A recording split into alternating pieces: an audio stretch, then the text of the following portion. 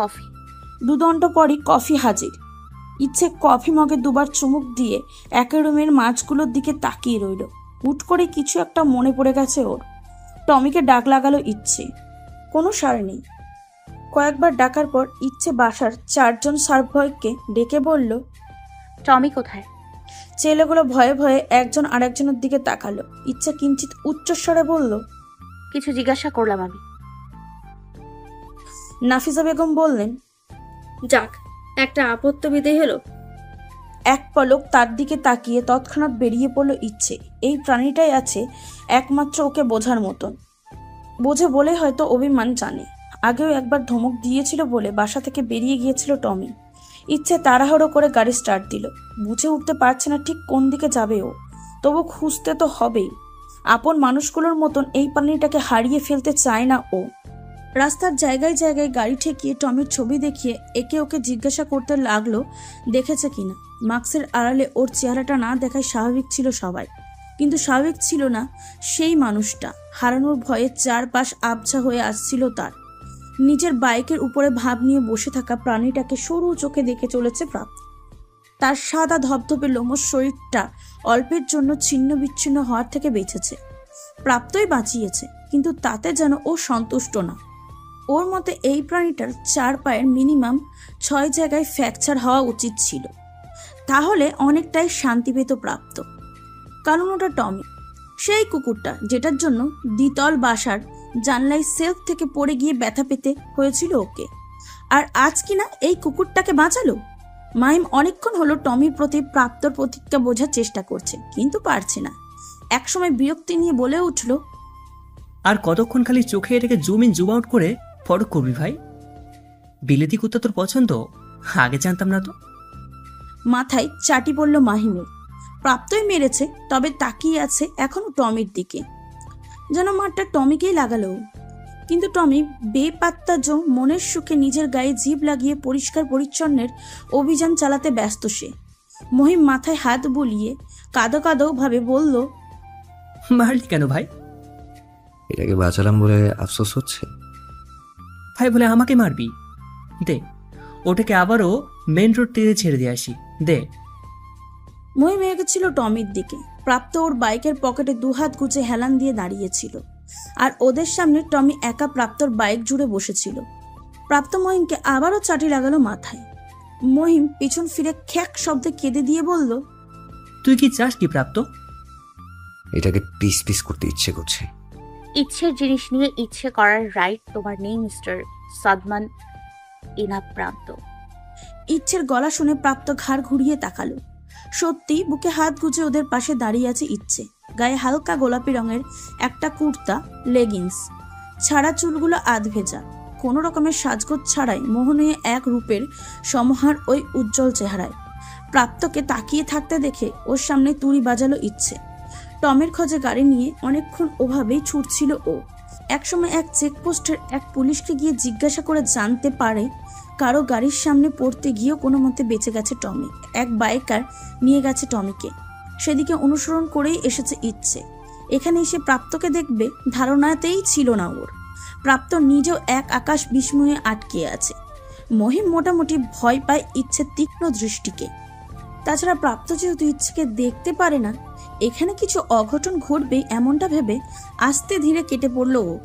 ইচ্ছে প্রাপ্তকে লক্ষ্য করে বলল, টমির প্রতি এত রাগ কেন তোমার মিস্টার গ্যাংস্টার?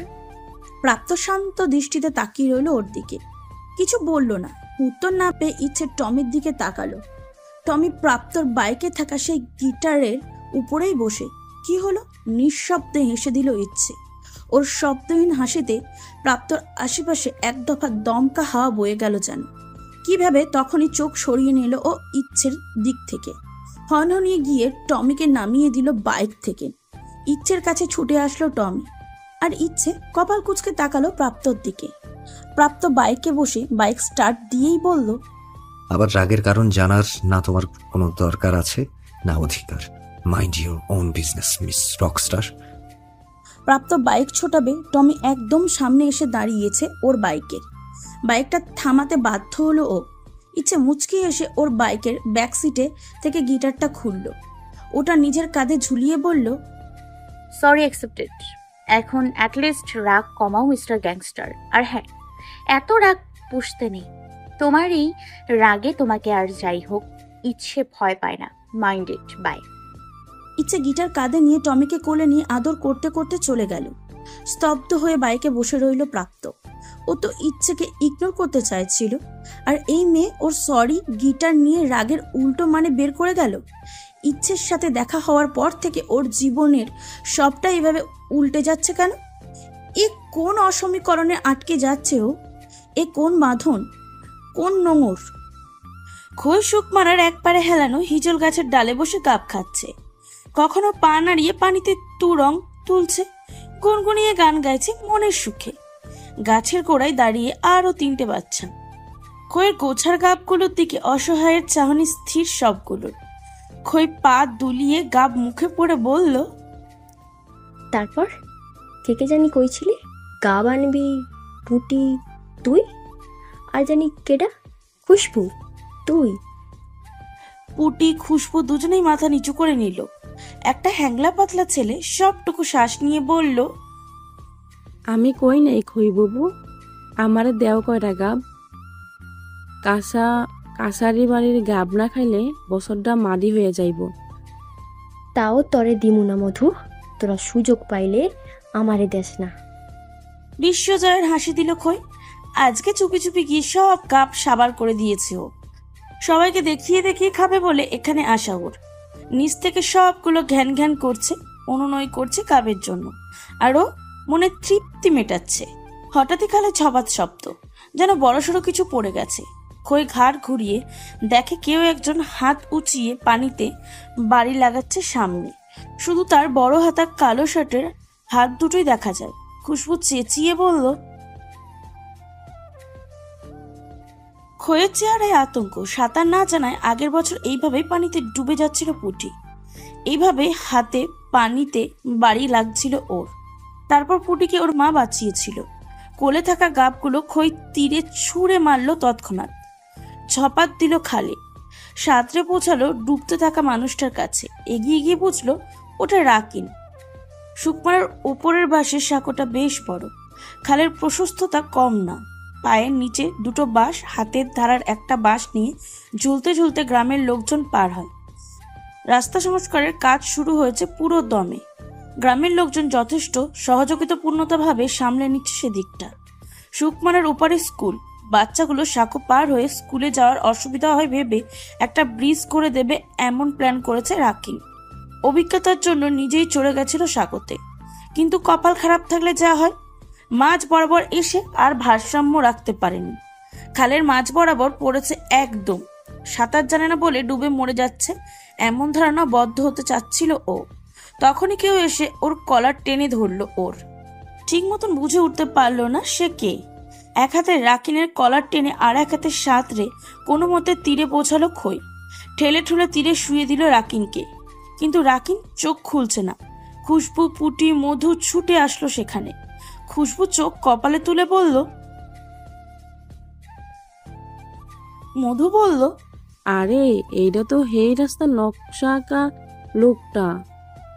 শহরের মানুষ, হ্যাঁ সাঁতরাইব কেমনে? আহারে, আইছিল গ্রামের ভালো করণের লাগিয়া জিন্দা, আর ফিরবো লাশ হইয়া।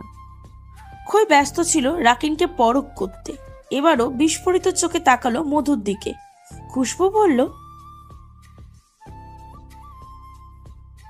ঠাস করে ওর গালে চড় লাগিয়ে দিল খই।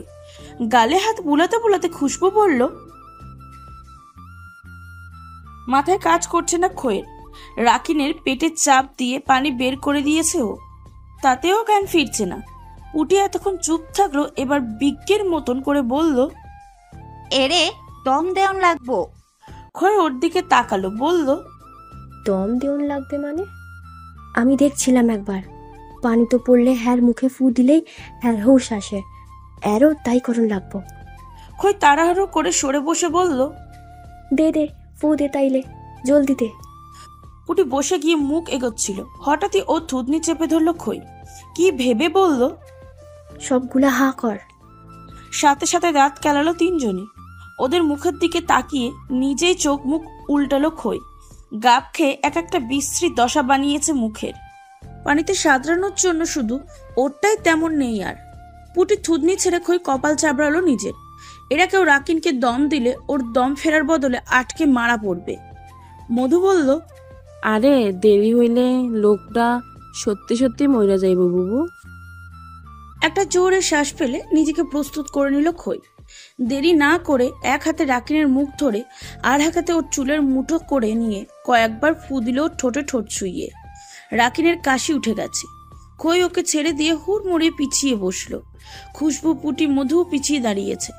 রাকিন উঠে বসে কাশলো অনেকটা সময়। হুট করে অনুভব হলো কি ঘটেছে ওর সাথে। পাশ ফিরে খইয়ের দিকে তাকালো। ওর ঠোঁটে ঠোঁট ছুঁয়ে এতটুকু লজ্জার চাউনি নেই খইয়ের, বরং কিছুটা তেজ দেখিয়ে বলল, সাঁতরাইতে জানে না, আইছে সুপ মরার তারে। আমি না থাকলে এতক্ষণে মরার 5 মিনিট পার হইয়া যাইত। ভেঙচি কেটে ভেজা বিনুনি চুল খুলতে খুলতে বাড়ির দিকে পা বাড়ালো খই। ওর পেছন পেছন বাকিরাও চলল। ওরা চোখের আড়াল হলে রাখিন মাথার ভেজা চুলগুলো উল্টে ধরল। জীবনে প্রথমবার এত বড় ঘটনা ঘটেছে ওর সাথে। কোনো মেয়ের ঠোঁটে ওর ঠোঁট স্পর্শ করেছে, তার সে যে কারণেই হোক না কেন। আস্তে ধীরে হাত তুলে নিজের ঠোঁট শুয়ে দিয়ে রাখিন আবারও তাকালো খইয়ের চলে যাওয়ার ফাঁকা রাস্তার দিকে। অস্পষ্ট সুরে বলল, বাঁচিয়ে গেল নাকি মেরে দিয়ে গেল? সন্ধ্যা নেমেছে ব্যস্ত শহরের অলিতে গলিতে। তারই একটাই অসহায়ভাবে দাঁড়িয়ে রিক্সা খুঁজে চলেছে পিয়ালি। রিক্সা করে কোচিং থেকে বাসায় ফিরছিল, কিন্তু রাস্তার মাঝে রিক্সাটা খারাপ হয়ে যায়। তাই নেমে দাঁড়িয়ে অন্য রিক্সা খুঁজছে ও। আগেরটা রিক্সা চালক ঠিক করার চেষ্টা করছে, কিন্তু কিছুতেই ঠিক হচ্ছে না ওটা। এদিকে সন্ধ্যাও গড়িয়েছে, রাস্তাটাও শুনশান বিশেষ। ওদের বাসার দিকে প্রাপ্তকে সবাই চেনে জানে বলে ভয় কাজ করে না কখনোই, কিন্তু এদিকটা সেভাবে চেনে না ও। আবাসিক এলাকা ছাড়িয়ে এই রাস্তায় জনচলাচল কম। গেমস খেলে ওর এক বান্ধবী ওর মোবাইলে চার্জ শেষ করে দিয়েছে। কাচুমাচু হয়ে কিছুক্ষণ দাঁড়িয়ে থেকে চশমাটা আর একটু চোখে ঠেলে দিয়ে বলল, আর কতক্ষণ লাগবে মামা? রিক্সালা আবারও নিজের মতন খোটাতে লাগলো রিক্সা। পিয়ালি এদিক ওদিক তাকালো। খানিকটা দূরের রাস্তায় কয়েকটা ছেলে একজোট হয়ে দাঁড়িয়ে মাঝে মাঝে ওর দিকে তাকাচ্ছে আর বলাবলি করছে। দুজন সিগারেটও টানছে। পিয়ালি আর সেদিকে তাকালো না, ঠিক করলো উল্টো পথে এগোবে। ওদিকে আবাসিক এলাকা আছে, লোকজনও আছে। ব্যাগ থেকে তড়িঘড়ি করে ভাড়া বের করে এগিয়ে দিল রিক্সাওয়ালার দিকে। কিছু বলতে যাবে, কেউ ওর পাশ থেকে বলল, আজকাল এই রাস্তায় রিক্সাও নষ্ট হয়, আগে তো কোনোদিন দেখি নাই রে। ঝাঁকি দিয়ে উঠলো পিয়ালির পুরো শরীর। সেই ছেলেগুলো এগিয়ে এসেছে। পিয়ালি তাড়াতাড়ি বলল, মামা এই যে আপনার ভাড়া। ছেলেগুলো একটা বিদঘুটে হেসে বলল, ও মা, ভাড়া এখানেই মিটিয়ে দিচ্ছ যে? একে কি চলে যাবে বুঝি? রিক্সাওয়ালা নিচে হাঁটু করে বসেছিল। চোখ তুলে তাকিয়ে অবস্থা বুঝে দাঁড়িয়ে গেল সে। খানিকটা সরু গলায় বলল, তোমার রিক্সা নিয়ে তুমি চলে যাও মামা, আমাদের যা চাই আমরা রেখে দিচ্ছি। এইটুকু বলে একটা ছেলে পিয়ালির দিকে তাকালো। আরো দুজনের কাঁধে 2 হাত রেখে ভর ছেড়ে দিয়ে আপাত মস্তক দেখে নিল পিয়ালিকে। পিয়ালি ভয়ার্ত চোখে আরো গুটিয়ে গেল। প্রাপ্তর জন্য কোনোদিনও বাজে পরিস্থিতি দেখতে হয়নি ওকে। আশেপাশে কোনো জনমানবহীন ছায়াটাও চোখে পড়ল না। এখন কি করবে কিছুই উঠে উঠতে পারছে না ও। রিক্সাওয়ালাকে বলল, মামা আপনার ফোনটা। রিক্সাওয়ালা ফোন বের করলো বুক পকেট থেকে। হুট করে একটা ছেলে রিক্সাওয়ালার হাত থেকে তার মোবাইলটা কেড়ে নিয়ে রাস্তায় ছুঁড়ে মারলো নির্বিকার ভাবে। পিয়ালি আতকে উঠল। ছেলেটা মাথার বড় বড় চুলগুলো ঝাঁকি মেরে পিছনে দিয়ে তাকালো পিয়ালির দিকে। আফসোস করে বলল, ইস, মামার ফোন তো ভেঙে গেল, এবার কি হবে? আবারটা নাও। পিয়ালির সামনে কেউ মোবাইল তুলে ধরলো। মেলি কণ্ঠ শুনে যেন পান ফিরে পেল পিয়ালি। সামনে ফর্সা হাতের কবজিতে ল্যাম্পপোস্টের আলোতে গিটারের ট্যাটুটা একদম জলজল করছে। পিয়ালি দ্রুত পাশ ফিরল। ওর দিকে নিজের মোবাইল এগিয়ে দিয়ে একদম স্বাভাবিক ভঙ্গিমায় দাঁড়িয়ে একটা মেয়েকে দেখে প্রসারিত হলো পিয়ালির চাহনি। রকস্টার ইয়ানাত নিকন। উফ, ইচ্ছে! উল্টো পিঠে রাস্তার ব্রিজের উপর চড়ে বসে কোক খাচ্ছিল ইচ্ছে। মাঝের দূরত্ব বেশ অনেকটাই। নিচে স্থির পানিতে অস্পষ্ট অবয়বটা আর আকাশের তারা। দুটোকে তুলনা করছিল নিজের সাথে। টমিকেও সাথে নিয়ে এসেছিল ও। ইচ্ছেকে চুপ থেকে টমি শুয়েছিল চুপচাপ। হঠাৎই দাঁড়িয়ে গিয়ে শব্দ করতে শুরু করলো ও। ইচ্ছে টমির দৃষ্টি অনুসরণ করে আশেপাশে তাকিয়ে কিছু পেল না। পরে আরো ভালোভাবে লক্ষ্য করে বুঝলো ওপাশে রাস্তার ছেলেগুলোর অবয়ব কোনো এক মেয়ের অবয়বকে ঘিরে রেখেছে। ভাবনা ভাবার মতন দেরিটুকু না করে চলে এসেছে দ্রুত পদে। ওকে দেখেই ছেলেগুলো বিপাকে পড়ে গেল যেন। পরিস্থিতি স্বাভাবিক বোঝাতে একজন ফোকলা এসে বলল, ইচ্ছে আগে পিয়ালিকে দেখলো। ভয়ে ঘেমে একাকার হয়ে গেছে পিয়ালির মুখ চোখ। এমন পরিস্থিতিতে ভয় পাওয়ার যে কোনো মেয়ের জন্য স্বাভাবিক, সেখানে পিয়ালি তো বাচ্চা মেয়ে। অভয় দেওয়ার উদ্দেশ্যে ইচ্ছে হেসে বলল, হেই কিউটি, চশমাটা খুব মানিয়েছে তোমাকে। কত পাওয়ারের এটা? এমন পরিস্থিতিতে এমন প্রশ্ন শুনে আটকে রইল পিয়ালি। একে তো ইচ্ছের মতন স্টার এমন অনাকাঙ্ক্ষিত চলে আসলো, তার উপর এভাবে এতটা ফ্রিলি কথা বলছে। ইচ্ছে আবারও বলল, বললে না? ইটস 2.5। পিয়ালির কাপা গলা শুনে ইচ্ছে বুঝলো এখনো ভয় কাটেনি ওর। পিয়ালির এক গালে হাত রেখে মুচকি হেসে বলল, রিল্যাক্স, আম হিয়ার। বাসায় কল করেই কাউকে আসতে বলো, আমি গাড়ি আনি, নইলে আমিই পৌঁছে দিতাম তোমাকে। দম ছাড়লো পিয়ালি। ইচ্ছে ওর ফোন গুজে দিল পিয়ালির হাতে। এবার ছেলেগুলোর দিকে ফিরল ও। বয়স দেখেই বোঝা যায় একা একটা কলেজের গণ্ডি পেরিয়েছে কিনা সন্দেহ। এদের মাল লাগবে নাকি পুলিশে দেবে নাকি সতর্ক করবে বুঝে উঠল না ও। মাঝের ছেলেটার দিকে তাকিয়ে শান্ত স্বরে বলল, মামার ফোনটা ভাঙলে কেন? ও হাত থেকে পড়ে গেছে ম্যাম। ওর গালে সশব্দে চল লাগিয়ে দিল ইচ্ছে। স্বাভাবিক গলায় বলল, আমার সামনে একদম সাহিত্য রচনা না। দুদিন পুলিশ কাস্টাডিতে থাকলে সব রকমের সাহিত্যের ধারা বেরিয়ে যাবে। শুধুমাত্র আমাদের বা বাবার কথা ভেবে আজকে ছেড়ে দিচ্ছি। নেক্সট টাইম এ রাস্তায় কেন, এই এলাকার কয়েক মাইল আশেপাশেও যদি কোনো হ্যারাসমেন্ট ঘটে, I will direct get you guys hanged, and I mean it. ছেলেগুলো স্তব্ধ হয়ে গেছে একদম ইচ্ছের শান্ত কথায়। আজকের জন্য ছেড়ে দিয়ে আগামী সবকিছুর জন্য দায়বদ্ধ করে দিল ওদেরকে। কিছু বলতে যাবে ওদের একজন ইচ্ছে বলল, আমার কোনো এক্সপ্লেনেশন চাই না। ব্যাখ্যা দিতে এসে আমাকে আর রাগিয়ে দিও না। যা বললাম মাথায় রেখে এলাকায় থেকো। এদিক ওদিক সবকিছুর দায়ে তোমাদেরই কিন্তু জেলে পাঠানোর ব্যবস্থা করবো আমি। নাও গেট লস্ট। দুদণ্ড মুখ চাওয়াচাই করে দৌড় লাগালো সবগুলো মিলে। টমি শব্দ করতে লাগলো। ইচ্ছের ফোনটা তখনও পিয়ালির হাতে। রাস্তায় থাকা রিক্সাওয়ালার ভাঙা মোবাইলটা তুলল ইচ্ছে। সাইড ব্যাগ থেকে 1000 টাকার কয়েকটা নোট বের করে তার হাতে গুজে দিয়ে বলল, মোবাইলটা ঠিক করিয়ে নিও মামা, একেবারে চূর্ণ বিচূর্ণ হয়ে গেছে। অনেক টাকা লাগবে এটা সারাতে। টমি আবারও শব্দ করে উঠল। ওর শব্দ অনুসরণ করে ইচ্ছে পিয়ালি দুজনেই পাশ ফিরল। সামনে দাঁড়ানো সাদা টি শার্টের উপর চেক শার্ট পরিহিত মানুষটাকে দেখে কিঞ্চিত ভ্রু কুচকে তাকালো ইচ্ছে। হাত শক্ত মুঠ করে দাঁড়ানো ব্যক্তির দিকে পিয়ালি দৌড়ি এগিয়ে গিয়ে বলল, ভাইয়া। প্রাপ্ত পিয়ালিকে একসাথে দেখে পিয়ালি প্রাপ্তকে ভাইয়া ডাকতে দেখে ইচ্ছে বুঝতে বাকি রইল না ওরা দুজন ভাই বোন। টমি তখনও প্রাপ্তকে দেখে চেঁচাচ্ছে। ইচ্ছে ঠোঁট টিপে হাসলো।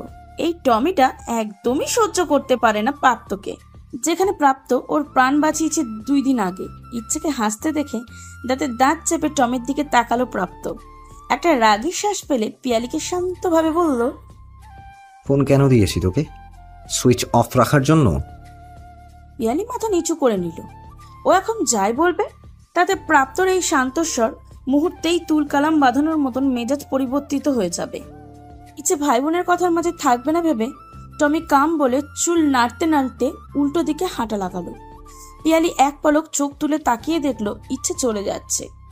তারপর ভাইয়ের দিকে তাকিয়ে বলল, ইচ্ছে ম্যাম চলে যাচ্ছে তো, ওকে কিছু বল। আজকে ম্যাম না থাকলে কিন্তু কিছুই হতো না তোর, আমি এসে গেছি না।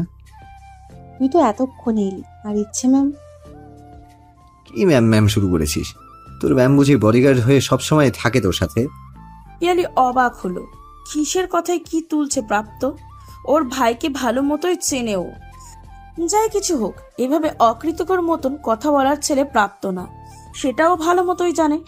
অবিশ্বাসের স্বরে বলল, এভাবে বলছিস কেন? ম্যাম না থাকলে এতক্ষণে সত্যি কিন্তু আমাকে বাজে পরিস্থিতিতে থাকতো তো ভাইয়া। কয়েকটা ছেলে। ইচ্ছে খানিকটা দূরে চলে গেলেও টমি এক চুলও নড়েনি। 2 সেকেন্ড পর পর প্রাপ্তকে লক্ষ্য করেই শব্দ ছুটছে ও যেন মতামত দিচ্ছে। ইচ্ছেকে ধন্যবাদ না দিয়ে চরম পাপ করেছে প্রাপ্ত। সরু দৃষ্টিতে টমির দিকে তাকালো প্রাপ্ত, দাঁতের দাঁত চেপে বলল, ওকে সরি বলেছি, ওটা ওর প্রাপ্য ছিল। থ্যাঙ্কস দেব না, এটা ওর প্রাপ্য না। So will you please keep quiet? পিয়ালির দৃষ্টি আবারও প্রসারিত হলো। প্রাপ্ত সরি বলার মতন কাজ করতে পারে এটাও ওর ধারণা ছিল না, আর সেটাও ইচ্ছেকে সরি বলেছে। ঘটনার আগা মাথা কিছুই মাথায় ঢুকলো না পিয়ালির। টমি প্রাপ্তর কথা শুনে আরো 2বার জোরে চেঁচিয়ে উঠল।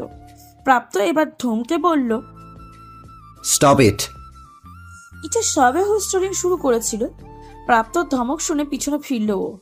প্রাপ্ত রাগী চাউনি টমির দিকে। বুঝলো ধমকটা টমিকেই দিয়েছে প্রাপ্ত। টমি তখনও থামেনি। ওর মতে প্রাপ্ত ইচ্ছেকে থ্যাঙ্কস না দিয়ে আগে বড় সড়ো দোষ করেছে, এরপর ওকে ধমক দিয়ে আরো বড় দোষ করে ফেলেছে। টমি নিজেও যে ধমক দিতে পারে সেটা প্রদর্শন করা জায়েজ আছে ওর। ইচ্ছে বিরক্ত হলো ভালো মতন। এই দুটোতে মানুষ পশুর সম্পর্ককে সাপে নেউলের সম্পর্ক কেন বানিয়ে দিয়েছে কে জানে। এগিয়ে গিয়ে আগে টমিকে বলল, টমি চুপ, আর একটু আওয়াজ করবে না তুমি, একটুও না, গট ইট। টমি গুটিয়ে লেজ নেড়ে ইচ্ছের পায়ে গা ঘিঁষল। প্রাপ্ত মনে মনে খুশি হয়েছে ইচ্ছের ওকে ধমকাতে দেখে, তবে প্রকাশ করলো না সেটা। ঝামেলা তৈরি করে এখন ভালো সাজা হচ্ছে। ইচ্ছের পায়ে টমিকে গা ঘিঁচতে দেখে মনে মনে এই কথাটাও নাড়া দিল ওর। ইচ্ছে প্রাপ্তর দিকে ফিরল। টুরি বাজিয়ে আগে প্রাপ্ত চাউনি টমির দিক থেকে নিজের দিকে ফেরালো। অতপর সিরিয়াসনেস দেখিয়ে বলল, আর এই যে মিস্টার গ্যাংস্টার, কাকে ধমকাচ্ছ তুমি? হ্যাঁ, কাকে ধমকাচ্ছ? আমার আগে টমি তোমার বোনকে দেখেছিল, আজ টমি না থাকলে ওই ছেলেগুলো। ইচ্ছেকে শেষ করতে না দিয়ে প্রাপ্ত পিয়ালির কাঁধ থেকে ওর ব্যাগ কেড়ে নিল। ব্যাগের ভেতরে এক চেন থেকে একটা ডিভাইস বের করলো 2 সেকেন্ডের ভিতর। ইচ্ছে কপালে ভাঁজ ফেলে তাকিয়ে রইল সেদিকে। আচমকায় প্রাপ্ত ইচ্ছের ডান হাতের কনুইয়ের উপর ধরে টান লাগালো ওকে। ইচ্ছে চমকে উঠতে বাধ্য হলো। হাত দিয়ে কোনো মতে দূরত্ব খোঁচালো দুজনের মাঝে। পিয়ালির চোখ এবার বেরিয়ে আসবে, কিং কর্তব্য বিমূঢ় ও, তবে নিজেও যেন করণীয় বুঝতে পারছে না। ইচ্ছের সাথে এইভাবে কাউকে দেখেনি বলে হয়তো। প্রাপ্ত চোয়াল শক্ত করে ওর হাতে ডিভাইসটা গুজে দিয়ে বলল, একটা থ্যাঙ্কসের জন্য ক্রেডিট নেয়ার এত চেষ্টা করে লাভ হবে না মিস রকস্টার। কিভাবে বোনকে প্রোটেকশন দিতে হয় তা প্রাপ্ত খুব ভালো করেই জানে। I am not going to thank you. ইচ্ছে এক পলক হাতে থাকা ট্র্যাকারের দিকে তাকাচ্ছে, তো আর একবার প্রাপ্তর দিকে। প্রাপ্ত তখনও রাগী চেহারা করে ওর হাত ধরে আছে, আর পিয়ালি ভয়ার্ত চেহারা করে দুজনকেই দেখছে। ও যেমন ওর ভাইয়ের রাগকে চেনে, তেমন ইচ্ছের ক্ষমতাও জানে ও। কি জানি এরপর কি ঘটেছে। ওদের 2 ভাই বোনকে অবাক করে দিয়ে কয়েক মুহূর্ত পর শব্দ করে হেসে দিল ইচ্ছে। হতবাক হয়ে তাকিয়ে রইল প্রাপ্ত পিয়ালি।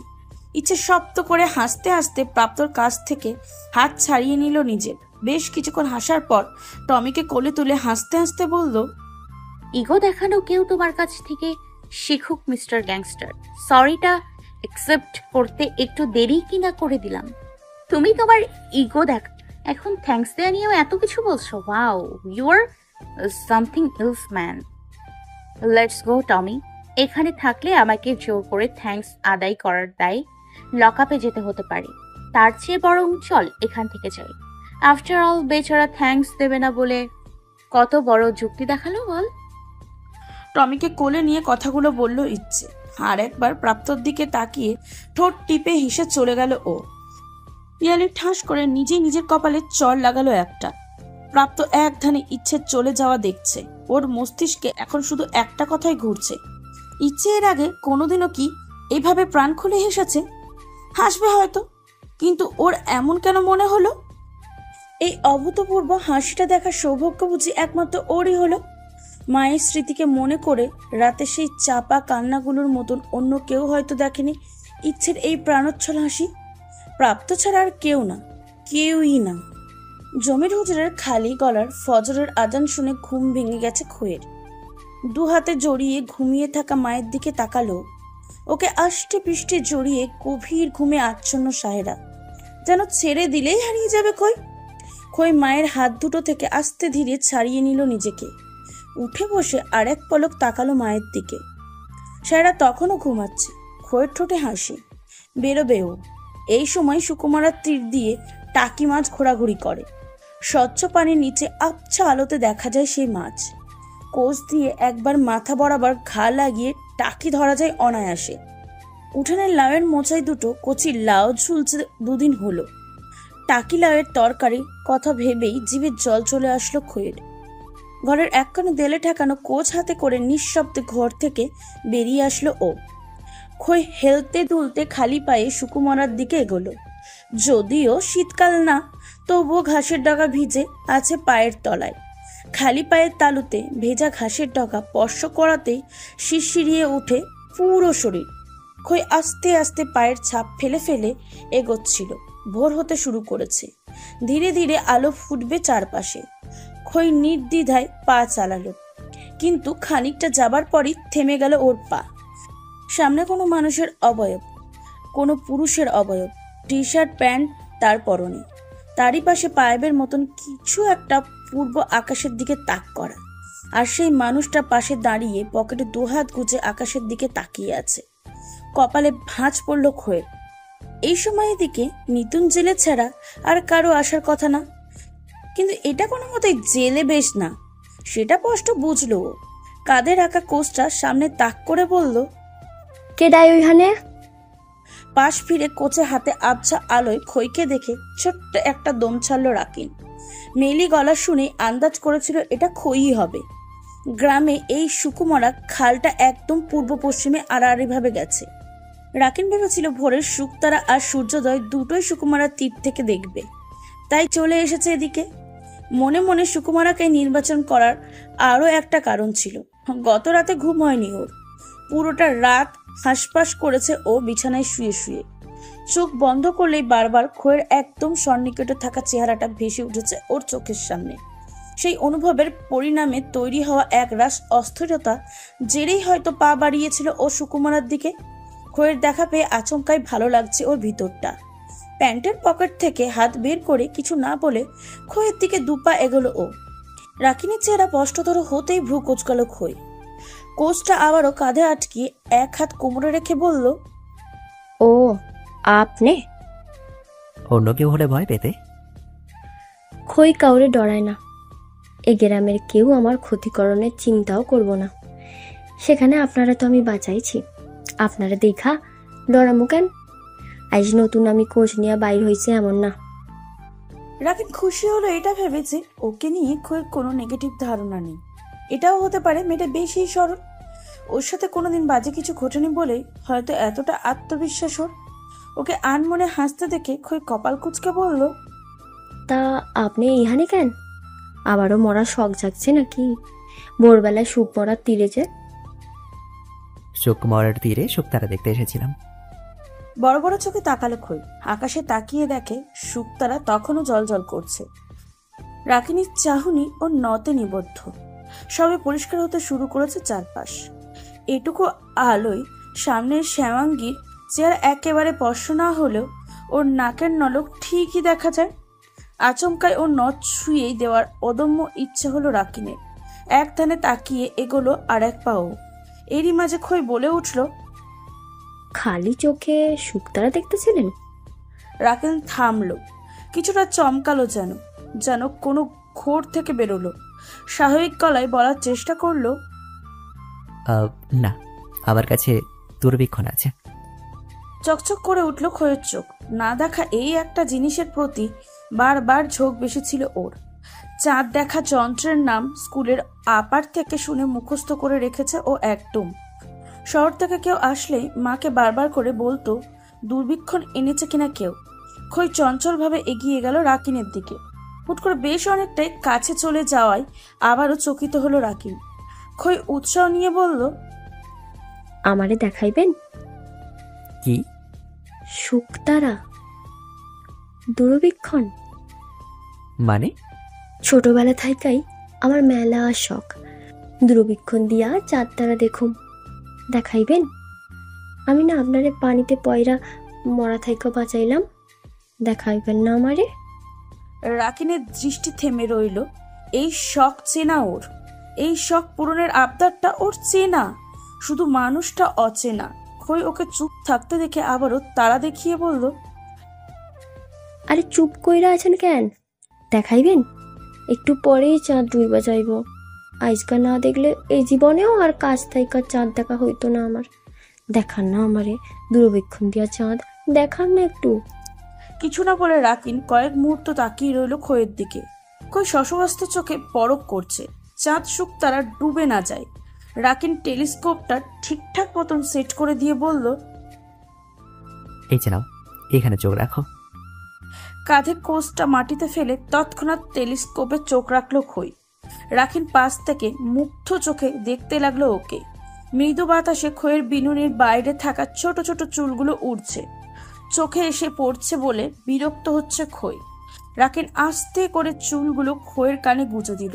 এক পলক ওর দিকে তাকিয়ে নিষ্পাপ হেসে আবারও টেলিস্কোপে চোখ রাখলো খই। রাকিন বুকে দুহাত গুছে পিছিয়ে দাঁড়ালো, তাকিয়ে রইল খইয়ের দিকে। দূরের কোনো এক মসজিদের মাইক থেকে আজানের শব্দ শোনা যায়। একটু পরে এই চাঁদ থাকবে না আকাশে, এই শুকতারাও থাকবে না। সেভাবে ও তো মাদুর গায়ে থাকতে আসেনি, ওকে ওর চেনা শহরে ফিরতে হবে। কিন্তু এই মুহূর্তগুলো, সুকমারাকে সাক্ষী করে তৈরি হওয়া এই স্মৃতিগুলো, এগুলো কি আদৌ ফেলে যাওয়া সম্ভব? কে জানে। ইচ্ছে কানে হেডফোন গুঁজে সিঁড়ি দিয়ে উঠছিল। নওশাদ সাহেব কয়েকবার ডাক লাগালেন ওকে, শুনল না ও। টমি পেছন থেকে ইচ্ছের পায়ের কাছে গিয়ে ওকে থামিয়ে দিল। ইচ্ছে পিছন ফিরল, বাবাকে দাঁড়ানো দেখে কান থেকে হেডফোন নামালো ও। নওশাদ সাহেব দুটো ছোট ছোট চুড়ি ওর সামনে তুলে ধরলেন। ইচ্ছে নীরবে তাকিয়ে রইল ওগুলোর দিকে। নওশাদ সাহেব বললেন, নিজের জিনিসকে অস্বীকার কেন করছো ইচ্ছে?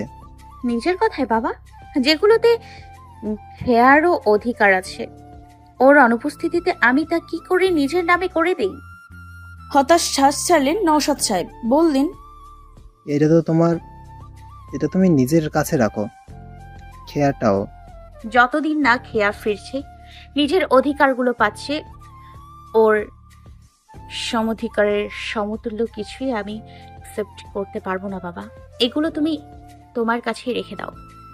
ইচ্ছে চলে যাচ্ছিল ও নওশাদ সাহেব পিছন থেকে বলে উঠলেন, রাজীবের সাথে কথা হয়েছে আমার। এন্ড এগেইন বাবা, প্লিজ। এভাবে আর কয়দিন নিচ্ছে? যে নেই সে নেই, তার জন্য তোমরা কেন নিজেদের ভবিষ্যৎ থামিয়ে দিচ্ছ? ইচ্ছে থামলো না। নওশাদ সাহেব বললেন, রাজীব চায় রাকিনের এই প্রজেক্টটার শেষ হওয়ার পর তোমরা দুজনের বিয়েটা সেরে ফেলতেন, আর আমিও এমনটাই চাই। তুমি মানসিকভাবে প্রস্তুতি নিতে শুরু করো ইচ্ছে। জোর করে তোমার উপর নিজের মত চাপিয়ে দিতে চাই না, কিন্তু তোমার জন্য রকিনের চেয়ে বেটার কাউকে খুঁজে পাবো না। রকিনের চেয়ে ভালোভাবে কেউ বুঝবে না তোমাকে। সেম তুমিও। তোমাদের দুজনকে একসাথে দেখতে চাই। এই অক্ষম পিতার অনুরোধ রইল, কথাগুলো তুমি আরেকবার ভেবে দেখো প্লিজ ইচ্ছে। ইচ্ছে থামলো, শক্ত হাতে সিঁড়ি আঁকড়ে ধরল ও। নওশাদ সাহেবের চোখের কোণে জল মুছে চলে গেলেন ওখান থেকে। ইচ্ছের কান্না দলা পাকিয়ে আসছে গলায়, কাঁদতে পারছে না তবুও। মনে মনে শুধু বলল, আজ তুই থাকলে আমাকে না তোদের মাঝে থাকতে হতো, না তোদের মাঝে থাকার নামে দোষী হতে হতো। খেয়া চলে তো গেলি, কিন্তু সাথে আমার জন্য এক দম বন্ধকর পৃথিবীও রেখে গেলি তুই। না পারছি মরবো বলে শেষ নিঃশ্বাস ছাড়তে, না পারছি নতুন করে বাঁচবো বলে প্রশ্বাস নিতে। তো সবকিছু ছেড়ে ছুড়ে হারিয়ে গিয়েও প্রিয়, আর আমি সবকিছুতে বাধা পড়ে আজ সবার অপ্রিয়। আর সেই অপ্রিয় মানুষটাই হয়তো তোর প্রিয় মানুষটার সাথে জড়িয়ে যেতে চলেছে। আমার একা খোলস আর বোধহয় বাঁধ মারল না। পুটির কথায় খই যেন স্তব্ধ হয়ে গেছে। উঠানে কাদা মাটি দিয়ে সরা বানাতে বসেছিল ও। আগের দিন ভাতের মাড় আলাদা করতে গিয়ে মাটির সরাটা ভেঙে ফেলেছে ও। টু শব্দটা শোনায়নি ওকে সায়রা। মায়ের আদরের সাথে সংসারের অভাবটুকু বোঝার ক্ষমতা হয়েছে খোয়ের। 10 টাকা সরা কেনার চেয়ে চালের জন্য টাকা জমানো ভালো, এমনটা ভাবে নিজেই কাদামাটি দিয়ে বসে গেছে সরা বানাবে বলে। বৈশাখে তপ্ত রোদে শুকানোর পর চুলায় পড়লেই হয়ে গেল, বেঁচে গেল 10 টাকা। গালে হাতে কাদা লেগে আছে খোয়ের। পুটি এগিয়ে গিয়ে ধাক্কা লাগালো খইকে, হাড়ু জোরে চেঁচিয়ে বলল, ও বাবু, কাছারি বাড়ি চলো, সাহেরার মা। পুটির কথা শেষ হওয়ার আগে উঠে ছুট লাগালো খই। দৌড় লাগালো রাস্তার নিচে জমি বরাবর। রাস্তা সংস্কার কাজ চলছিল বলে রাস্তায় ওঠেনি। বাতাসের আগে পৌঁছানোর চেষ্টা যাকে বলে। চোখ দিয়ে জল গড়াচ্ছে ওর অবাধে, শাড়ির আঁচলটা ছাড়া ছিল। খই দৌড়াতে দৌড়াতে প্যাঁচ লাগিয়ে কোমরে গুছলো আঁচল। পুটি ওর পেছন পেছন দৌড়াচ্ছে।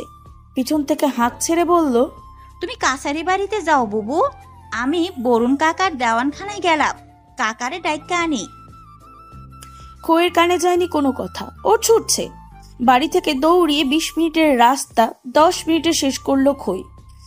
দূর থেকে কাছড়া বাড়ির দোতলায় পাঁচিল দেখে চোখ ভরে উঠল ওর আরো। ঝাপসা চোখে খালি পায়ে ছুটছিল ও। বড়ই গাছের নিচে দিয়ে আসার সময় তাই পায়ে কাটা ফুটতে সময় লাগেনি। বিন্দুমাত্র গতি না কমিয়ে তবুও ছুটল খই। কাছড়া বাড়ির সদর দরজা দিয়ে ভিতরে ঢুকলো অস্থির চিত্রে। এই বাড়িতে রান্নাঘরের পাশে বেশি মানুষ রান্নার জন্য বড় হেঁসেল করা, তারই চারপাশে একটা বড় সড়ো জটলা। খই চিৎকার দিয়ে উঠল, মা। উপস্থিত সবাই পিছনে তাকালো। উদ্ভ্রান্তের মতন ভিড় ঠেলে মায়ের কাছে পৌঁছালো খই। সায়রার জড়হীন দেহটা মাটিতে পড়ে আছে। কাশির বোতলের ঢেকুরের সাথে গলগলিয়ে রক্ত ঝরছে মুখ দিয়ে। পাশে দুজন মহিলা সায়রাকে ধরে দোয়া দরুদ পড়ছে, আর একজন পানির বাটিতে চামচ দিয়ে বসে আছে। আরেক ঢেকুক রক্ত বমি করে গায়ের মলিন কাপড়টা আরো ভিজিয়ে ফেললো সায়রা। খইকে দেখে মুন্সি বলল, ওই যে আইছে সাহেরার মাইয়া, আইতে দেও ওরে সবাই। আর পুরুষ মানুষেরা এই হান থাইকা যাও, জোটলা কইরো না আর। বয়োজ্যেষ্ঠর কথায় লোকজন সরে গেল দ্রুত পদে। খই এক ছুটে মায়ের কাছে গেল। মাটিতে বসে গিয়ে পাগলের মতন মাকে জড়িয়ে ধরলো শক্ত করে। চিৎকার করে বলল, কি হয়েছে আমার মায়ের? মা, ও মা, কি হয়েছে? কোন হানি খারাপ লাগে তোমার?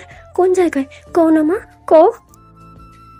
মেয়ের গলা শুনে এতক্ষণে সাহেরার চোখ উল্টালো কোনো মতে। আজকেই কাছাড়া বাড়িতে শেষ বেলা রান্না ছিল ওর। সাদিক সাহেবের থেসিস শেষ হয়ে গেছে বলে পরের দিনই ফেরার কথা তাদের। তারপর আর রান্নার লোক দরকার হতো না এই মুন্সি বাড়িতে। রান্নার জোগাড়ে ব্যস্ত থাকতে থাকতে হঠাৎই পুরনো রোগটা জেগে উঠল। কাশি, কাশি থেকে রক্ত বমি। শরীর তো সেই কখনই ভার ছেড়ে দেবে বলে প্রস্তুতি নিয়েছে। জোর করে দেহে প্রাণ ধরে রেখেছিল যেন সাহেরা। শেষ মুহূর্তে একবার মেয়েকে দেখবে বলে কথা বলার জন্য মুখ খুলল, আবারও রক্ত বেরিয়ে আসলো মুখ দিয়ে। তবু দুটো হিচকি তুলে বলল,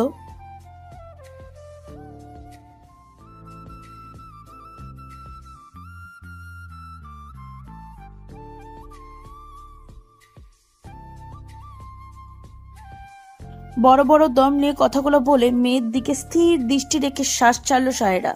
পুরো মুন্সবাড়ি থমকে গেল খানিকটা সময়ের জন্য। দুদণ্ড মায়ের স্থির চাউনের দিকে শ্বাস থামিয়ে তাকিয়ে রইল খই। পরপরই উন্মাদের মতন করে চিল্লিয়ে বলল, মা, কথা কও না কেন মা? বরুণ কাকা আহে নাই? কেউ মহিষের গাড়ি লইয়া আহ, মারে নিয়া আমি দাওয়াখানায় যাইমু। মা, ও মা, কিছু হইব না তোমার। ও মা, মা, এই যে আমারে দেখো না তুমি, এই যে তোমার খই। মা, দেখতেছো তো, দেখতেছো না? পাশে পানির বাটি নিয়ে বসে থাকা মহিলা আঁচলে মুখ গুজে হু হু করে কাঁদছিল। সায়রার চোখ জোড়া হাত দিয়ে বন্ধ করে দিল সে। খই শ্বাস আটকে বড় বড় চোখে তাকালো তার দিকে। কিছু বলতেও পারছে না মহিলা। কোথা থেকে বধূ ফকির একতারা হাতে খইয়ের পাশে এসে হাঁটুতে বসলো। খইয়ের মাথায় হাত রেখে বলল, কথাটা কর্ণগোচর হলো, কিন্তু যেন বুঝলো না খই। বধূ ফকির আবারও বলল, বুঝে উঠতেই মাকে জড়িয়ে এবার গগন বিদারক চিৎকার আর আহাজারিতে ফেটে পড়ল খই। উপস্থিত ছেলে বুড়ো সবাই কাঁদছে। গ্রামের হাসি খুশি তস্যি মেয়েটা যখন এইভাবে কাঁদে, কেউই চোখের জল ধরে রাখতে পারেনি। মুন্সির 4 মেয়ে থিসিসের জন্য শহর থেকে আসা ছাত্রছাত্রী, গ্রামের পাড়াপড়শি, রাস্তা দিয়ে যাওয়ার সময় পাতা কুড়ানো বাচ্চা, রাখালের দল সবাই যার যার জায়গায় দাঁড়িয়ে কাঁদছে। খইকে জড়িয়ে সামলানোর চেষ্টা করলো কেউ কেউ। মিনিট 5 কান্নার পর জ্ঞান হারালো খই। মুন্সি বলল, সাহেরারে ধোয়াইনার ব্যবস্থা করো। খইয়ের হুঁশ ফেরানোর আগেই ওর দাফনের ব্যবস্থা করণ লাগবো।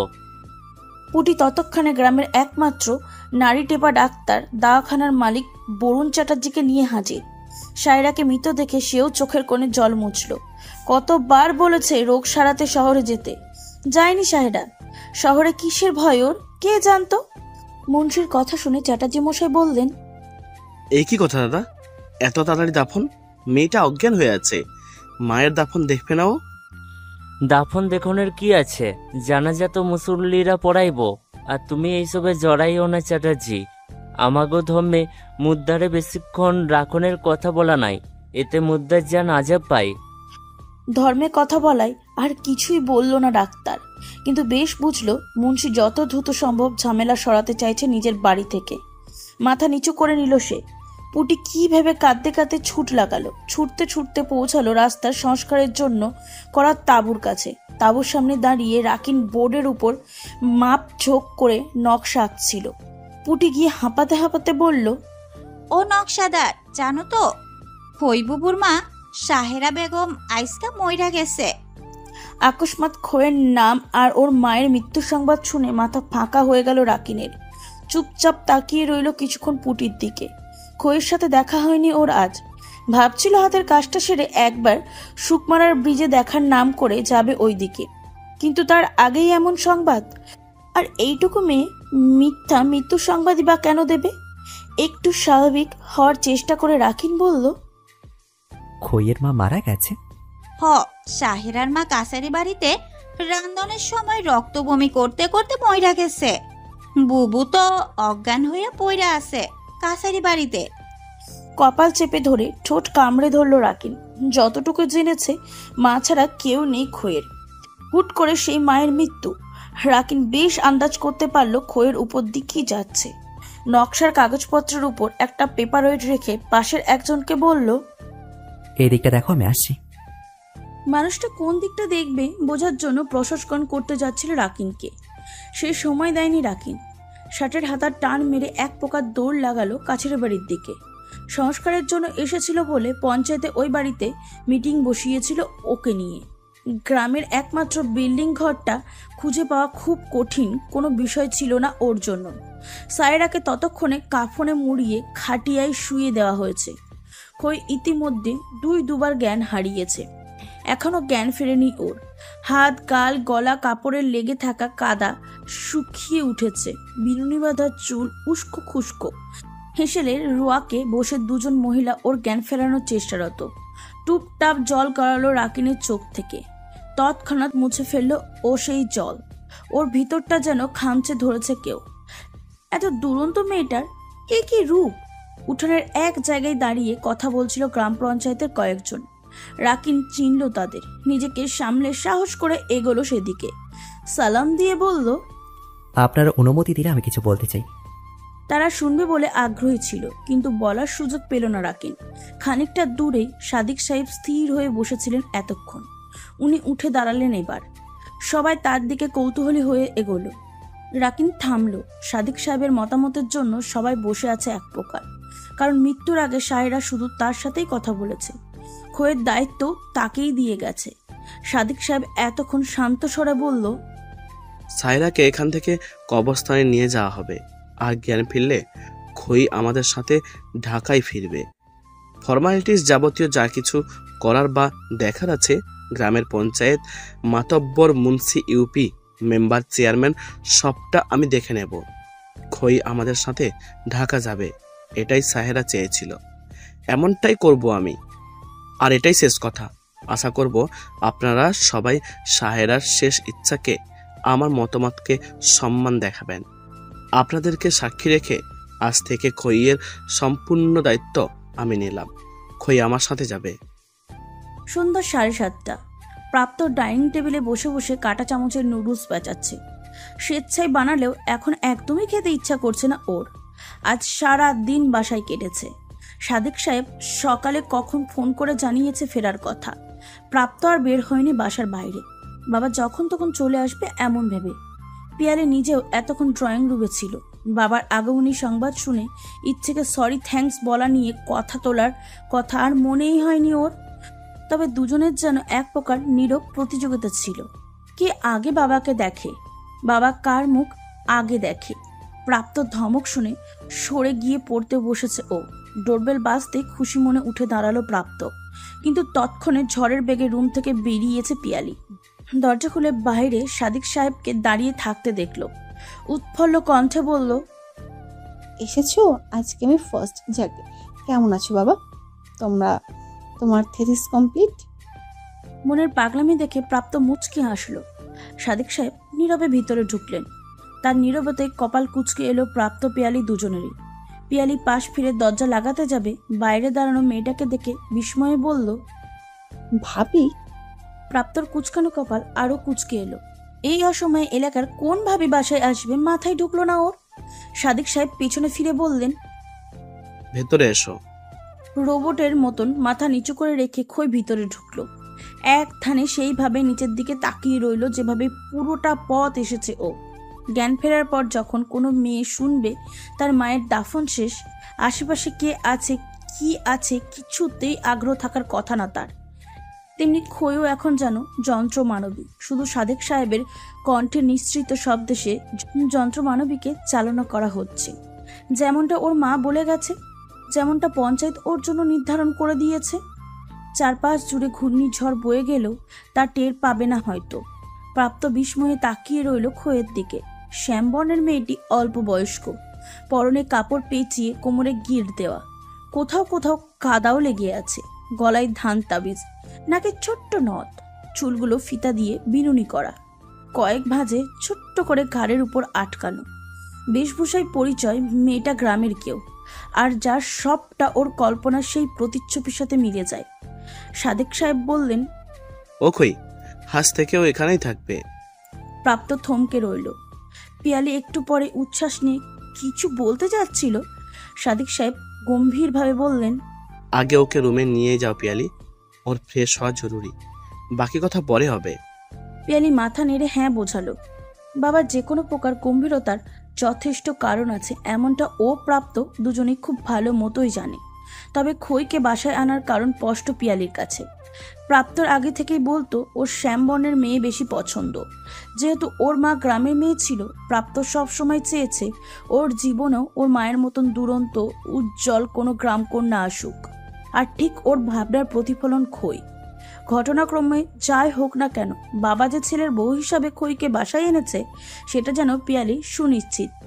পিয়ালি ভাইয়ের দিকে তাকালো। প্রাপ্তর বিস্ময় তখনও কাটেনি। মুখ দিয়ে কিঞ্চিৎ শব্দ করে প্রাপ্তকে ডাকলো ও। প্রাপ্ত ধ্যান ছেড়ে ওর দিকে ফিরতেই পিয়ালি হাত দিয়ে ইশারায় বোঝালো, বাবা তোর পছন্দসই বউ নিয়ে এসেছে দেখ। প্রাপ্ত বিমূঢ়। পিয়ালি ঠোঁট টিপে হেসে বাবার দিকে একটু এগোলো, নিচু গলায় বলল, তারপর বাবা ওকে ভাবি বলে রাখি। সাদেক সাহেব না সূচক কিঞ্চিৎ রাগী চাউনি দেখে পিয়ালি থতমত খেয়ে গেল।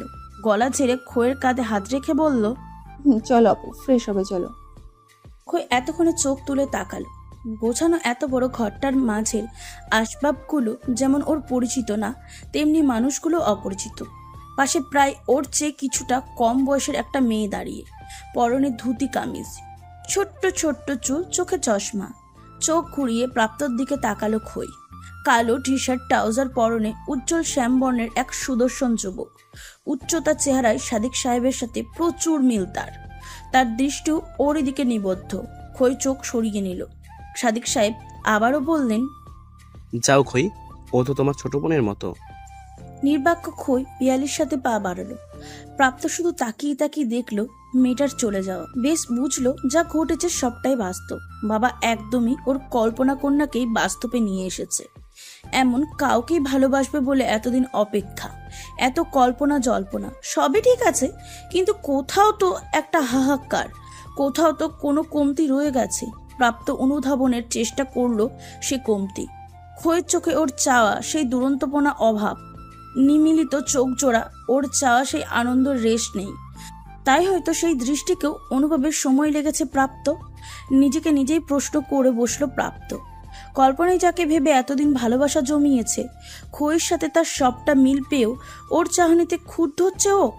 শুধুমাত্র এই জন্য সেই চিরচেনা অনুভবে এতটা ফাঁক রয়ে গেল।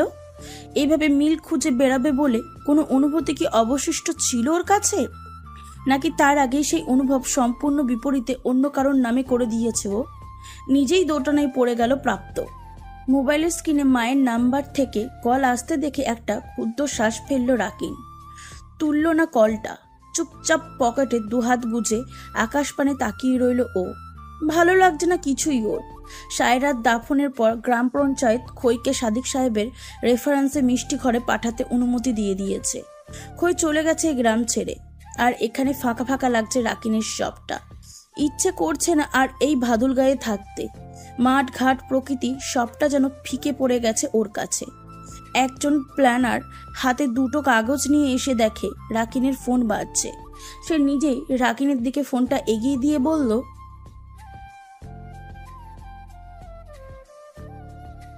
চোখ বন্ধ করে শ্বাস ছাড়ল রাকিন। পাশ না ফিরে শুধু হাত এগিয়ে দিয়ে ফোনটা হাতে নিল ও। কল রিসিভ করে বলল, হ্যাঁ মা বলো। কোথায় ছিল তুই ফোন ছেড়ে? কতবার কল করেছি দেখেছিস? টেনশন হয় না আমার? উপাস থেকে মায়ের অস্থির আওয়াজ প্রভাব ফেলল না রাকিনের উপর। শুধু বলল, কিছু বলবে? ব্যস্ত ছিলাম। কি হয়েছে বাবা? তুই ঠিক আছিস তো? শরীর ঠিক আছে তোর? গলা এমন শোনাচ্ছে কেন তোর? ঠিক আছে মা, বলো কি বলবে। কবে আসবি তুই বাবা? আরো কিছুদিন সময় লাগবে সবটা গোছাতে। কিন্তু মা, আমার কাজ আছে, যা বলার একটু জলদি বলো। কথা থামালেন মিসেস মাহমুদ। রাকিন যখন বলেছে কাজ আছে মানে ওর কাজ আছে। স্মিত গলায় বললেন, ইচ্ছের সাথে কথা হয়েছে তোর রাকিন? না, কেন? এমনি আসলে। মায়ের ইতস্তত স্বর শুনেই রাকিন বুঝল আবারও ওদের বিয়ের কথা নিয়ে কিছু ঘটেছে। ইচ্ছে নির্ঘাত আবারও মন খারাপ করেছে এই নিয়ে। মুখ খুলল। কল কেটে ইচ্ছেকে কল করলো রাকিন। ইচ্ছে গিটারগুলো সাজাচ্ছিল ওর আরেক রুমে। মন ভালো নেই, সব সময় সেটা প্রকাশ করাটা ওর স্বভাব বিরুদ্ধ। রাকিনের কল দেখে একটু আটকে কল রিসিভ করলো ও। ওপাশ থেকে রাকিন বলল, কেমন আছিস ইচ্ছে? আর কেমন? রাজীব আঙ্কেল প্রতিবার তোর আমার বিয়ের প্রস্তাব পাঠালে যেমন থাকি তেমন। রাকিন কি বলবে ভেবে পেল না, তাই চুপই রইল। ইচ্ছে ওকে চুপ থাকতে দেখে নিজেই বলল, তোর কথা বল, তুই কেমন আছিস? ভালো নেই।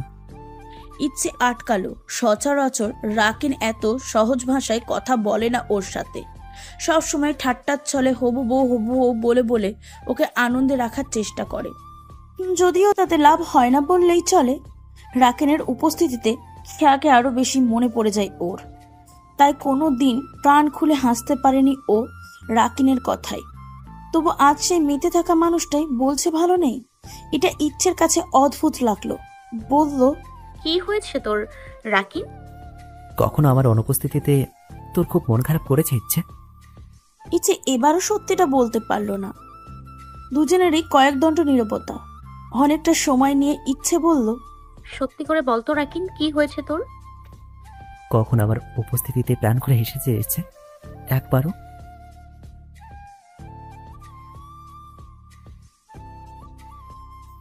আমার কিছুই হয়নি ইচ্ছে, তবে তোকে নিয়ে আমার প্রচন্ড ভয় হয়, প্রচন্ড। এই এমন একটা লাইফ তুই ডিজার্ভ করিস না। তোকে একটুখানি হাসাতে পারি না, এই আমার মতো অক্ষম কাউকে তুই ডিজার্ভ করিস না। তুই তো তোর মতো বেপরোয়া কাউকে ডিজার্ভ করিস, যে তার বেপরোয়া কথায় তোকে সামলাবে, বিগড়াবে, পরপরই ছোটখাটো বোকামো করে বসবে। তুই প্রাণ খুলে হাসবি তার সে বোকামিগুলোতে। তার কাছে সে তোকে জানান দেবে, তার ওই বোকামোগুলো একমাত্র তোকে ঘিরে। এই বলয়ে জড়িয়ে যাবি তুইও, যে কিনা নিজের চারপাশে জড়াবে না বলে বলয় করে রেখেছে। ভয় হয় তোর এই বেখেয়ালি পনার জন্য, সেটা পেয়েও না আবার হারিয়ে ফেলিস তুই। রাকিনের পুরোপুরি কথা শোনেনি ইচ্ছে। মাঝপথে আচমকায় প্রাপ্তর কথা মনে পড়ে গেছে ওর। মাত্র এই কদিনে ওই লোকটা কখনো রাগের কারণ, কখনো মনে পড়ার অজুহাত, কখনো মুগ্ধতা, তো কখনো হাসির কারণ হয়ে উঠেছে ওর। একজন পুরুষের কাছ থেকে জীবনে প্রথমবারের মতন এতগুলো অনুভূতি পেয়েছে ও। অকারণে এখনো অবধি তাকে নিয়েই ভাবছে। এই ভাবনার কারণ নেই, পরিণীতও নেই। তবে কিসের এত বিরুদ্ধচারণ, কিসের এত দোটানা? আজ সকালে খইয়ের মা মারা গেছে, মেয়েটা অনাথ। বাবার মুখের কথাটা শুনে বিস্ময়ে তাকিয়ে রইল প্রাপ্ত পিয়ালি। ডাইনিং টেবিলে ছেলে মেয়েকে খাইয়ে দিচ্ছিলেন সাদিক সাহেব। খই নিজের ঘরেই ছিল। সাদিক সাহেবকে ওরা কেউ কিছুই জিজ্ঞাসা করেনি খইকে নিয়ে। জানে সময় হলে ওদের সবটা বলবেন সাদিক সাহেব। চুপচাপ বাবার হাতে খাবার খাচ্ছিল দুজনে। হঠাৎ বাবার এমন কথা শুনে থেমে রইল দুই ভাই বোন। পিয়ালি বলল, সাদিক সাহেব দীর্ঘশ্বাস ছাড়লেন। খাবার মাখতে মাখতে বললেন, হ্যাঁ, মেয়েটার আপনজন বলতে ওর মাই সব ছিল। বাবা নাকি মারা গেছে অনেক আগেই। মৃত্যুর আগে ওর মা বলে গেছে আত্মীয় স্বজন নেই ওদের কোনো। অমন মিষ্টি মেয়ে কোথায় কিভাবে থাকবে, কে কিভাবে রাখবে, বিষয়গুলো বেশ ভাবাচ্ছিল। আমার তখন আর কিছুই মাথায় আসেনি প্রাপ্ত। গ্রাম পঞ্চায়েতের অনুমতি নিয়ে তাই ওকে এখানেই নিয়ে এসেছি। প্রাপ্ত নিচের দিকে তাকিয়ে ভাবছিল কিছু। বাবার কাছে নিচের নাম শুনে খানিকটা ধ্যান ভাঙা চাউনি চোখ তুলে তাকালো ও। সাদিক সাহেব ওরই দিকে তাকিয়ে প্রাপ্ত আশ্বস্তের হাসি ঝুলিয়ে বলল, ডোন্ট ওয়ারি বাবা, ও খুব ভালো থাকবে এখানে। আর ওকে ভালো রাখার সে দায়িত্বটা আমাদের, তাই না প্রাপ্ত? মৃদু হেসে মাথা নাড়ালো প্রাপ্ত। 2 সেকেন্ড নীরবতার পর পিয়ালি টুপ করে বাবার হাতে থাকা লোকমা নিজের মুখে পুড়ে নিল। যদিও ওটা প্রাপ্তর দিকে ছিল, প্রাপ্ত ওর চুল টেনে দিল জোরে সোরে। দুজনকে হাসি খুশি দেখে খাওয়ানো শেষ করলেন সাদিক সাহেব। খাওয়া শেষে চলে গেলেন নিজের ঘরে। পিয়ালিও পড়তে বসবে বলে ঘরে চলে গেল। কি ভেবে প্রাপ্ত খইয়ের ঘরের দিকে এগোলো। দরজায় দাঁড়িয়ে দেখে খই হাঁটু জড়িয়ে মেঝেতে বসে আছে। বড় বড় খোলা চুলগুলো পিঠ কোমর ছাপিয়ে মেঝেতে পড়ে আছে। প্রথমে প্রাপ্ত ভেবেছিল হয়তো খইয়ের চুল তেমন বড় না। এবার বুঝলো সেদিন ভাঁজ দেওয়া ছিল ওর বিনুনি। দরজা থেকে কয়েক পা এগোতে প্রাপ্ত টের পেল খই ফোপাচ্ছে, কাঁদছে ও। প্রাপ্তর কি হলো আর এগোলো না ও, পিছিয়ে দরজায় চলে গেল আবারও। নিজেকে পিছুতে দেখে চরম মাত্রায় অবাক হলো প্রাপ্ত। আজ কি তবে ওর সাহস কম পড়ে গেল কোনোভাবে? যেন ও চাইছে না খইকে সহমর্মিত জানাতে। বারবার মনে হচ্ছে মা হারানোর যন্ত্রণায় তো ইচ্ছেকেও কাঁদতে দেখেছে ও। সেদিন তো ইচ্ছেকেও সমবেদনা জানাতে পারেনি। আজ কি করে খইকে সান্ত্বনা দেবে ও? ইচ্ছের ক্ষেত্রে তবে অন্যায় হবে না? আকাশ কুসুম ভাবনার শেষে নিজের মাথার চুলগুলো উল্টে ধরল প্রাপ্ত। এখানেও ইচ্ছে কেন? এখানে ইচ্ছে তো থাকার কথা নয়, কোথাও থাকার কথা নয় ওর। ও তো ওর চিন্তার বিপরীতে সত্তা। তবে ও কেন জুড়ে যাবে ওর চিন্তায়? কেন একরাশ অস্থিরতা নিয়ে এবার বাসা থেকে বেরিয়ে এলো প্রাপ্ত? বাইকটা নিয়ে অজানা কোনো গন্তব্যে এগোবে বলে? বাসায় থাকলে এই অস্থিরতা বাড়বে বই কমবে না। মুদি দোকান থেকে ওকে বাইক চড়তে দেখলো মাহিম। দৌড় লাগালো তৎক্ষণাৎ। দূর থেকে ডাক লাগিয়ে বলল, প্রাপ্ত, আমিও যাব, বাইক থামা। প্রাপ্ত। প্রাপ্ত পিছন ফিরে দৌড়াতে দেখলো ওকে। না চাইতো বাইক থামালো ও। মাহিম বাইকের কাছে এসে হাঁটুতে হাত রেখে হাঁপাতে লাগলো। প্রাপ্ত বলল, কোথায় যাবি? তুই যেখানে যাবি। দাঁত কেলিয়ে বলল মাহিম। প্রাপ্ত কিছু বলল না আর। মাহিম ঝটপট উঠে বসলো ব্যাক সিটে। একটু গা ছাড়া ভাবেই বসলো ও। প্রাপ্ত বাইক ছোটাতেই প্রায় পড়ে যাওয়ার অবস্থা ওর। কোনো মতে সামলানো নিজেকে। বাইকের একটু বেশি গতি দেখে বলল, কি রে, এত জোরে বাইক কেন চালাচ্ছিস? কি রে, কি হয়েছে তোর? খেপেছিস কেন প্রাপ্ত? প্রাপ্ত আরো জোরে জোরে চালাতে লাগলো বাইকটা। ম্যাম কিছুই বুঝে উঠল না। ওর কথায় আরো যেন সমহারের গতি বাড়ালো বাইকের। তাই সিদ্ধান্ত নিল কথাই বলবে না আর। মনে মনে নিজেকে গালি দিতে লাগলো। যে প্রাপ্তর বাইকে ওঠা নিয়ে মনে প্রাণে বিধ্বস্ততা নিয়ে বাইক চালাতে গিয়ে প্রাপ্ত এতটাই বেখেয়ালি হয়ে পড়েছিল যে রাস্তায় যে ট্রাফিক সিগন্যাল পড়েছে সেটা খেয়ালই করেনিও। রং রুটে চলে এসেছে ট্রাফিক অমান্য করে। কিছু বুঝে ওঠার আগেই প্রাপ্তর বাইককে আরেকটা বাইক ধাক্কা মেরে দিয়ে যায়। বাইক সহ প্রাপ্ত মাহিম দুজনেই গড়িয়ে পড়ল রাস্তার পাশে। প্রাপ্ত ছিটকে পড়ার পরপরই একটা দ্রুতগামী ট্রাক একদম পাশ কাটিয়ে চলে যায় ওদের। কয়েকজন পথচারী এসে জড়ো হয় ওদের চারপাশে। বাইক থেকে পড়ে খুব বেশি ক্ষয়ক্ষতি হয়নি দুজনের কারোরই। প্রাপ্তের বাঁ হাতের কোনোয় আর মাহিমের হাঁটুতে ছেড়ে গেছে। তবে বাইকে ধাক্কা না লাগলেও ট্রাকের সাথে বড়সড় একটা অ্যাক্সিডেন্ট হয়ে যেতে ওদের, তাই অন্য বাইকটার প্রতি ক্ষোভ নেই কারো। প্রাপ্তর রং রুটে আসা উচিত হয়নি এমনটাই বলছিল ওরা। প্রাপ্ত গায়ের উপর থেকে বাইকটা সরিয়ে উঠে হাত ঝাড়ল, মাহিমকে তুলে দাঁড় করিয়ে বলল,